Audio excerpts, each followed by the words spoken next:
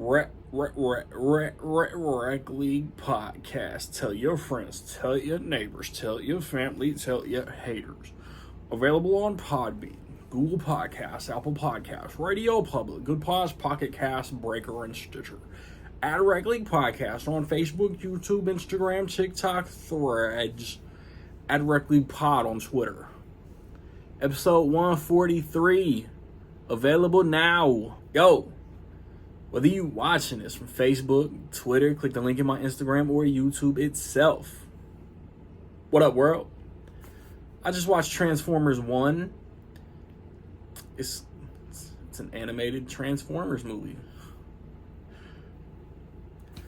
It stars the voices of Chris Hemsworth, Brian Tyree Henry, Scarlett Johansson, Keegan-Michael Key, Lawrence Fishburne, Steve Buscemi, and John Hamm.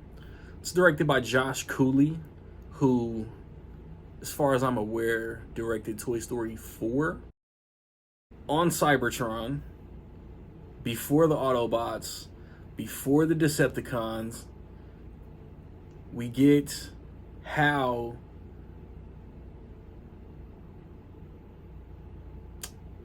Orion Pax, I don't want to butcher character names, and D16 became the characters, the iconic legendary characters that we know. Right off the bat, this was just the Transformers origin story that I did not know that I needed. The movies is all the lore that I know. I don't know an animated series. I don't know comic books. I don't know anything else about Transformers. So someone please school me. Is this accurate to the origin of the characters? I don't even remember the Scarlet Alita. Is there even an Alita Transformer? But obviously Keegan-Michael Key's Bumblebee, and then we get Brian Tyree Henry as the eventual Megatron, Chris Hemsworth as the eventual Optimus Prime. But something else that I want to say before I forget it, that I want to say it, Lightyear, Disney was convinced that Lightyear failed. And I know it was because Tim Allen didn't voice the character. Do not let Transformers 1 fail because Peter Cullen is not voicing Optimus Prime, Orion Pax. Eventually, movies, TV, all media are going to have to move away from the Tim Allens, the William Shatners, the Peter Cullens. They're legends, iconic in their role, but the Chris's are killing it replacing those iconic characters. Let them cook. This is just such a beautifully animated movie, and it looks like nothing else this year that has come out. Kung Fu Panda 4, Inside Out 2, Despicable Me 4, upcoming The Wild Robot, Moana 2, whatever else. Paramount has split some kind of atom in animation.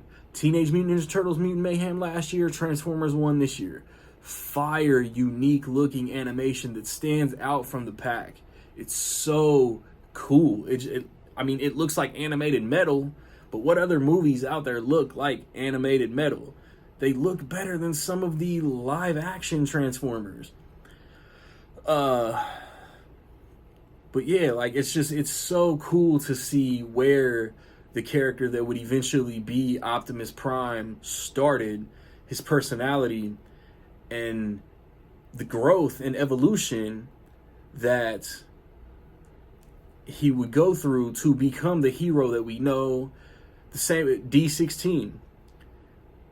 I don't know if evolution is the right term to eventually becoming Megatron, but who he was, what led him down that path, the seeds planted to the eventual character building that we know, it was chef's kiss. It was great.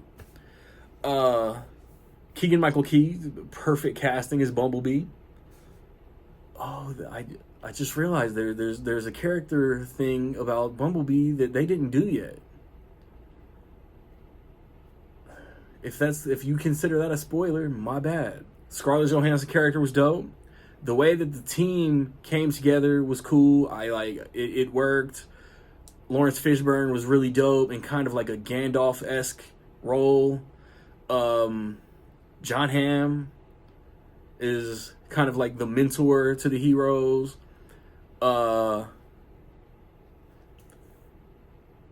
Yeah, just the way that everything played out was really well done. Mid credit scene, post credit scene. I feel like there's something else I want to talk about, but I just enjoyed this movie.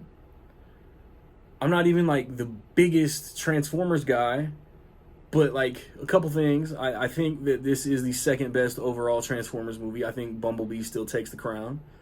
And secondly, look, like the last 3 overall Transformers movies, you take Michael Bay out of the equation. And I know I probably said this in the Rise of the Beast review too. You take Michael Bay out of the equation, the fucking glossy look of the movie, the product placement, the camera angles, the explosions, the ignorant comedic moments, and Bumblebee, Rise of the Beast, Transformers 1 are all such good movies. And again, like that's the only thing to say about it, man. You take Michael Bay out of it, the franchise becomes automatically better. It's crazy. Yeah, I want Transformers 2.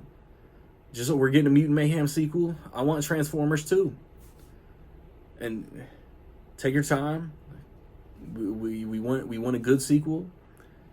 I like if we get to a point where they end up going to Earth, whatever. Like I'm just down to see where these characters go to next, because the post credit scene was just dope. And it was like, okay, like they're gonna kick ass in the second one.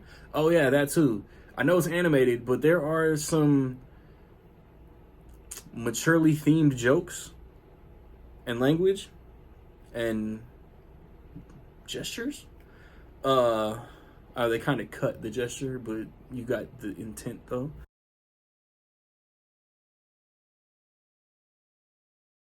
So with all that being said, I will say that in my opinion, Transformers 1 was dope. Have you seen Transformers 1, man? What you think? Positive, negative, somewhere in between? Let me know. I recently put up reviews for The Killer's Game and Speak No Evil. Next weekend, I hope to watch and review The Wild Robot. And then drop a 3 favorite movies of the third quarter video. 2 weeks from now, Joker comes out. Be on the lookout, man. Like, subscribe, comment. Find me where you find me, man. Don't know where to find me. Watch these credits. Peace.